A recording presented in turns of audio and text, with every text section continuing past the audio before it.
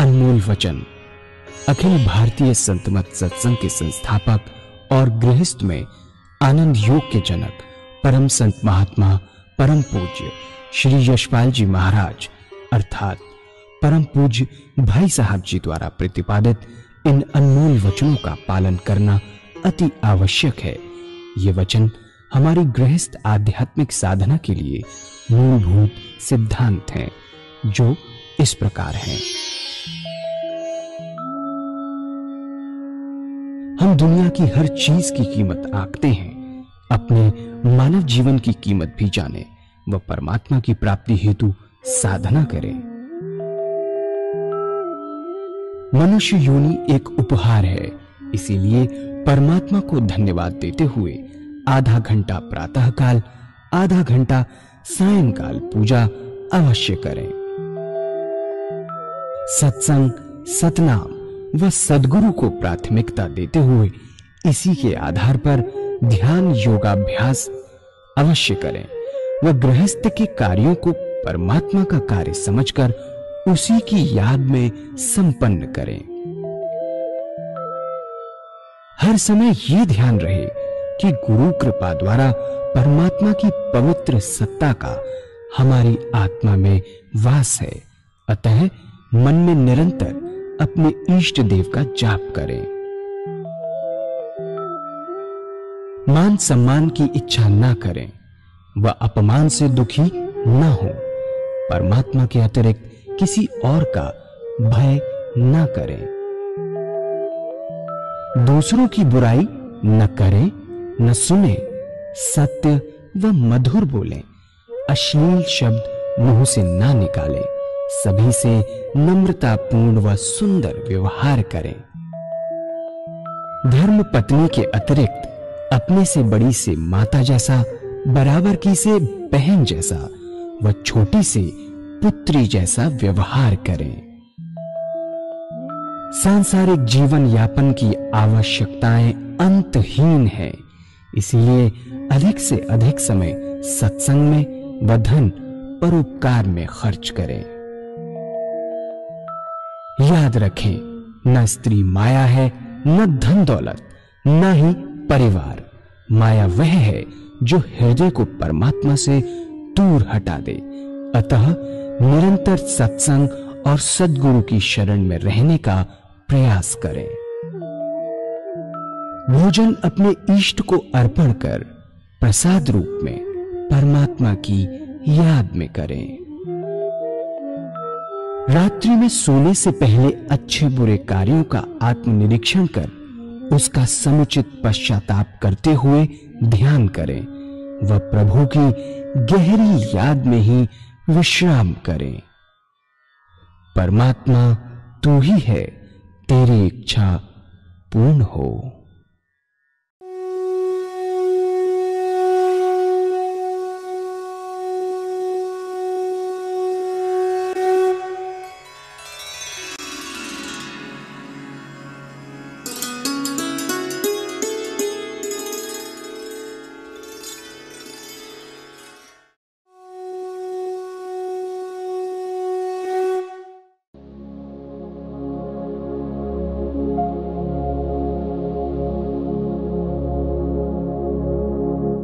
जय सद्गुरुदेव जय पद शरणम श्रेयस्वरूप चरणों शरणम जय सद्गुरु। और जब हमें अनुभव हुआ कि हम क्या हैं, हमें अपना वास्तविक स्वरूप नजर आने लगता है। क्या कि हम और गैर नहीं हैं, सब हम ही हैं। जितने ऊंचे संत हुए उनका अंतिम निष्कर्ष यही रहा। महात्मा तुलसीदास जी ने कहा कि जड़ चेतन जग जीव जगत सकल राम में जान। सूरदास जी को हर प्राणी में, पशु में, लता में, वृक्षों में भगवान कृष्ण नजर आते थे। ईसा ने कहा कि अपने पड़ोसी को भी अपनी आत्मा की तरह प्यार करो। लेकिन कब होगा? जब तक नहीं हो सकता, जब तक अनुभव न हो कि हम सब हम ही हैं। इस अनुभव के लिए पूजा बहुत जरूरी है।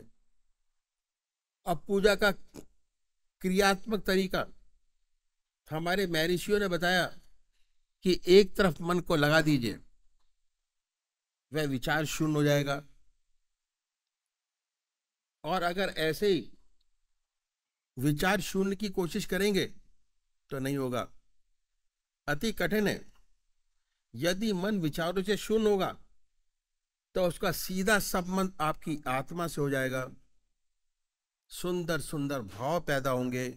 फिर आप चाहेंगे कि संसार में जितने लोग हैं सब आनंद से रहें, सब सुखी हों, दुख संसार से मिटे। दूसरे की सेवा करने के लिए आप अपने जीवन को न्यौछावर कर देंगे। साइंस और टेक्नोलॉजी ने बड़ी भारी तरक्की की है। चंद्रमा पर पहुंच गए, मिट्टी खचोट लाए वहां से, सबने देखा।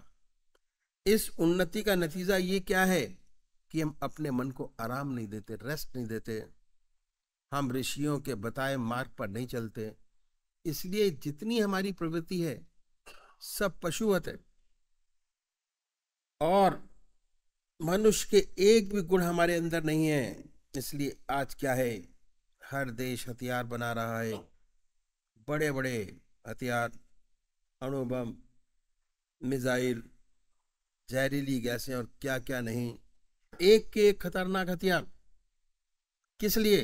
मनुष्य का दुश्मन कौन हो सकता है? यही शरीर, शेर, चीते। इसके लिए तो बंदूक काफी है, एक राइफल बहुत है। इन सब की क्या जरूरत है? मनुष्य को मारने के लिए, हमारी अपनी मनुष्य जाति को बर्बाद करने के लिए, अपने को मारने के लिए आज आंकड़े ऐसे हैं, ऐसे भयंकर हथियार बन के तैयार हो चुके हैं। अगर गलती से भी चल जाए और इन सब हथियारों का इस्तेमाल हो जाए, आज दुनिया के जितने मनुष्य मात्र हैं उन्हें 40 बार जन्म लेना पड़ेगा, तब ये हथियार खत्म होंगे। और इन पर पैसा कितना खर्च है? बहुत ज्यादा। अगर सारे पैसे को एकत्र कर लिया जाए तो आज दुनिया की शक्ल बहुत ही बदल जाए, ये पृथ्वी स्वर्ग हो जाए। कोई आदमी बगैर काम का न रहे, ना कोई बगैर घर बार का, इतनी सुंदर हालत हो जाए। पृथ्वी को स्वर्ग बनाया है। जितने एस्ट्रोनॉट हैं जिन्होंने उड़ानें भरी हैं, कहते हैं कि सबसे सुंदर पृथ्वी जो है वो अर्थ है। तो भगवान ने स्वर्ग बनाया, लेकिन हमने इसे नर्क से बदतर बना रखा है। युद्ध का पता नहीं कब छिड़ जाए। आइंस्टाइन ने बहुत सुंदर लिखा है कि जिस बूते पर हम आज चंद्रमा पर यह कहाँ कहाँ पहुंचे हैं, उसने लिखा है कि मैं नहीं जानता दुनिया का तीसरा विश्व युद्ध कैसे होगा, पर पूर्ण रूप से जानता हूं अगर चौथा विश्व युद्ध हुआ तो डंडे और पत्थरों से होगा। बिल्कुल सही लिखा है। अगर एक दफे छिड़ गई, चाहे गलती से ही, सबका सफाया। दुनिया की बहुत बुरी हालत है, लेकिन सब अपने अपने अहंकार में पूर्ण रूप से चूर हैं। वजह यही है कि हम ऋषियों महर्षियों के बताए हुए मार्ग को भूल रहे हैं। तो हम देखते हैं कि भगवान आपकी पूजा का भूखा नहीं, अपने विकास के लिए, मनुष्य मात्र की भलाई के लिए, संसार की भलाई के लिए यह पूजा परम आवश्यक है, बहुत जरूरी है। कहा है कि जब मन को नींद आ जाती है, आत्मा को भी नींद आती है। कहा है कि जब मन को नींद आ जाती है और रूह भी गाफिल होती है, तब मैं अकेला होता हूँ और यार की महफिल होती है। जब मन सो गया, आत्मा के अंदर लय हो गया, आत्मा भी सोती है, तब परमात्मा का दिव्य दर्शन होता है, सच्चा ज्ञान प्राप्त होता है। तब पूजा बहुत आवश्यक है। अगर सच्चा विकास चाहते हैं, संसार का हित चाहते हैं, दुनिया का हित चाहते हैं, अपनी मनुष्य जाति का हित चाहते हैं, तो पूजा करना बहुत आवश्यक है। आप अपने मन को रेस्ट दीजिए, मन को रेस्ट देना पड़ेगा। हमारे ऋषियों ने, मैं ऋषियों ने इस बात को जाना और इस बात पर जोर दिया कि हर मनुष्य को आधा घंटा सुबह, आधा घंटा सायंकाल संध्या वंदना अवश्य करनी चाहिए। हमारे ऋषियों ने, महर्षियों ने बताया कि चाहे आप गृहस्थी हो या सन्यासी, कोई भी, आपको आधा घंटा सायंकाल, आधा घंटा प्रातःकाल, ये 2 समय निश्चित कर दिए। और हमारे महर्षियों ने, हमारे देश में 99% लोग ऐसे हैं जो परमात्मा को मानने वाले हैं और ईश्वर को मानने वाले हैं और अपने किसी न किसी ढंग से पूजा करते हैं। बहुत से लोग तो आधा घंटे से ज्यादा भी करते हैं। यदि हम उनसे पूछें कि इस पूजा का क्या लाभ, तो 2-4 बात बताने के खामोश हो जाते हैं। पहली बात ये कि हमारे घर में मंदिर है, हमारे दादाजी पूजा करते थे, हमारे पिताजी पूजा करते हैं और हमारे देखा देखी हमारे बच्चे भी पूजा करते हैं।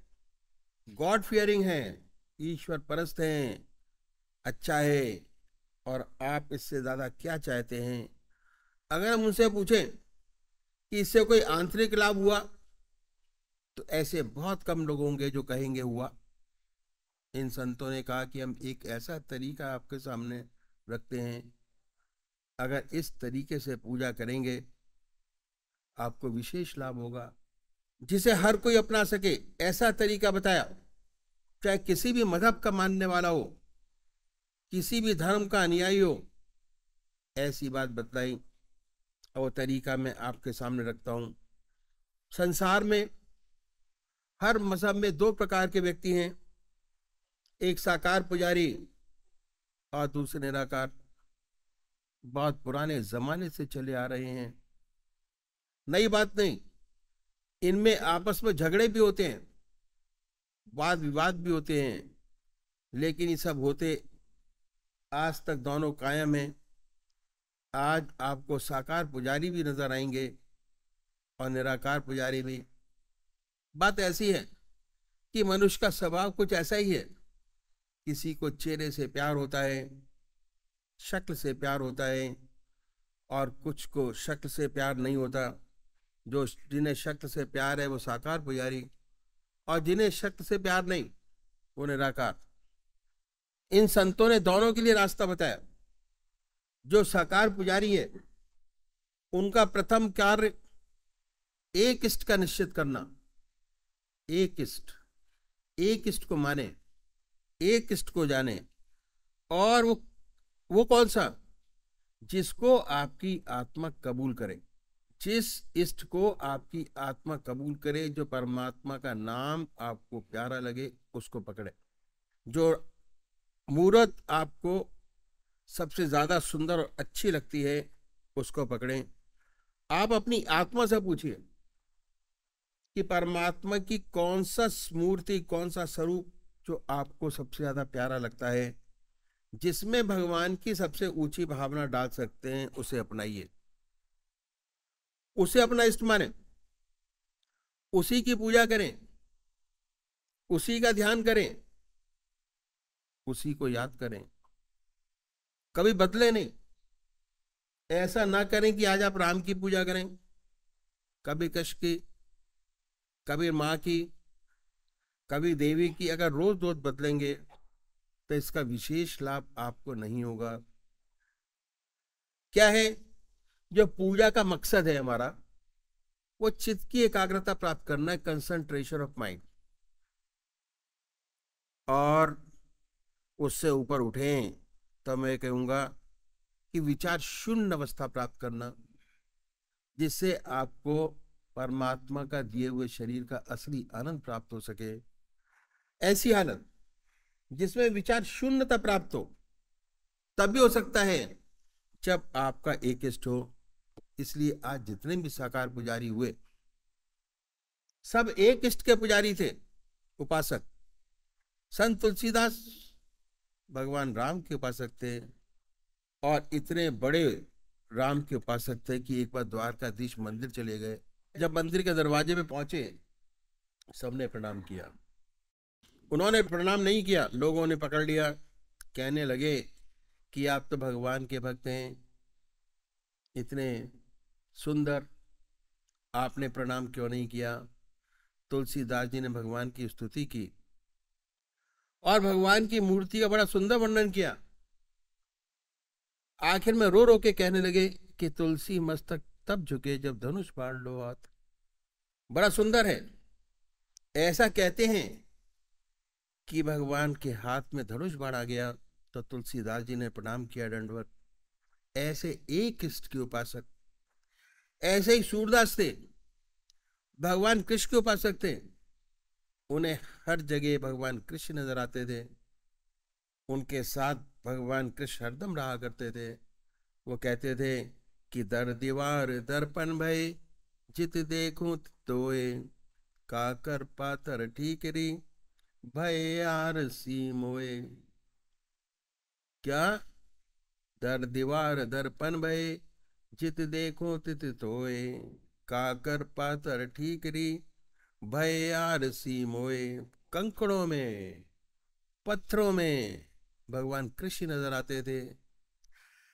इस तरह जितने भी साकार भक्त हुए सब एक इष्ट के उपासक थे। इसलिए साकार पुजारी को अपना एक इष्ट निश्चित करना बहुत जरूरी है, जिसे आपकी आत्मा कबूल करे। बहुत जरूरी है, आत्मा को कबूल करना चाहिए, उसी का सच्चा ध्यान बनेगा और चित्त की एकाग्रता प्राप्त होगी। कंसंट्रेशन तभी हासिल होगा, नहीं हो पाएगा अगर बार बार बदलेंगे, बहुत सी मूर्तियों का ध्यान करेंगे तो पूजा का जो असली मकसद है वो पूरा नहीं होगा, चित्त की एकाग्रता प्राप्त नहीं होगी। असली पूजा तब बनेगी जब आपका एक इष्ट होगा। पूजा करने के लिए कुशा या कंबल का आसन हो, बड़े प्यार से बैठिए, धूप दीप जलाएं, साफ सुथरी चादर बिछी हो, सफाई के साथ, रात्रि के वस्त्र बदल कर बैठे। यदि स्नान नहीं कर सकते तो कोई बात नहीं, मुंह हाथ धोकर सुख आसन से बैठे, फिर अपने इष्ट को सामने देखें कि आपका इष्ट सहचरी सामने विद्यमान है। ऐसा विचार कीजिए, ख्याल से, भाई थॉट है ना, विचार कीजिए। फिर भक्ति भाव से कोई भरा भजन गाइए, बड़े प्यार से अपने सामने अपने इष्ट की मूर्त बनाएं। बड़ी बड़ी आंखें हैं, गोल चेहरा है, जटाएं हैं, सर्पों की मालाएं बनाएं ख्याल से।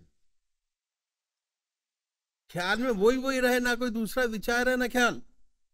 क्या होगा जब आपने काम करना शुरू किया, भक्ति भाव से कोई बड़ा भजन गाइए, तो क्या होगा कि जितने आपके वहरमुखी विचार हैं, इधर आधर के, दुनिया के, जैसे ही आपने भजन स्टार्ट किया वैसे ही मन हटकर ईश्वर की तरफ लग जाएगा। और इसके बाद जब ध्यान करेंगे तो ध्यान बनेगा। पहले बाहर देखिए, जब आपके इष्ट की मूर्त बाहर बन जाए स्पष्ट रूप से, उस पवित्र मूर्त को अपने हृदय में बैठाइए, बड़े प्यार से, इतने प्यार से कि ना कोई दूसरा विचार रह जाए ना ख्याल। हमारी आत्मा हमारे मन को देखती रहती है, बताती रहती है हम क्या सोच रहे हैं। जब मन हट जाए, आत्मा नहीं कहे कि भाई मन थोड़ी देर लगा और हट गया, फिर दोबारा ले आइए, फिर बनाइए और बड़े प्यार से उस मूर्ति पर जमाएं, फिर बनाइए। फिर ना कोई विचार रहेगा ना ख्याल, प्रैक्टिस। ना ख्याल रहेगा। जब चेतन अवस्था में लौटेंगे, उसी के ध्यान में लौटेंगे, और क्या होगा, उस समय आपको बड़ी सुंदर अनुभूति होगी कि आपका मस्तिष्क, हृदय आनंद से भर गया। जिस चीज को सोचते हैं अगर वो सामने आपके स्पष्ट बन जाती है तो कितने आनंदित होंगे। ये आनंद महसूस करने का विषय है। जितना मस्तक पर भार था हल्का हो गया। ये पूजा का तरीका जो संतों ने बताया साकार पुजारियों के लिए, साकार रूप से, और यदि ऐसे पूजा करेंगे तो इसका विशेष लाभ होगा, कंसंट्रेशन प्राप्त होगा। और जैसे ही कंसंट्रेशन प्राप्त होगा सुषुप्ति की अवस्था आएगी, सब विचारों से खाली होंगे और उसके बाद सुषुप्ति की अवस्था बढ़ती चली जाएगी। धीरे धीरे सुषुप्ति से सहज समाधि में प्रवेश कर जाएंगे। यह तरीका जो संतों ने बताया साकार पुजारियों के लिए। अगर ऐसे पूजा करेंगे तो विशेष लाभ होगा। दूसरे वो भाई हैं जो निराकार भगवान के उपासक हैं, जो परमात्मा की मूर्ति को नहीं मानते हैं, वो क्या करें? वह भगवान के नाम को छाटे और उस नाम को चुने जो आपकी आत्मा को सबसे प्यारा लगता है, प्रेम प्यार। कोई ना कोई नाम से तो याद करते होंगे। हिंदू भाई ओम नाम, मुसलमान भाई अल्लाह, सिख भाई वाह गुरु, क्रिश्चियन भाई क्राइस्ट या गॉड। जो आपकी आत्मा को प्यारा लगे उसको पकड़े, जो आपकी आत्मा को अच्छा लगे उसको चुनिए। और फिर आसन तो वही बड़े प्यार से बैठे, सुख आसन से, रिलैक्स मूड में, और उसके बाद हृदय की तरफ निगाह रखें, आनंदमयी अवस्था बनाएं और ये ख्याल करें कि जब आपका हृदय धुक धुक करता है, बीटिंग ऑफ हार्ट, उस धुकधुकी में ओम नाम निकल रहा है, अब पूरे शरीर में वाइब्रेट करता है। महसूस कीजिए उसके वाइब्रेशंस निकल रहा है। ओम ओम ओम। जवान नहीं कह रही, हृदय से, जिह्वा से नहीं, ख्याल से, थॉट।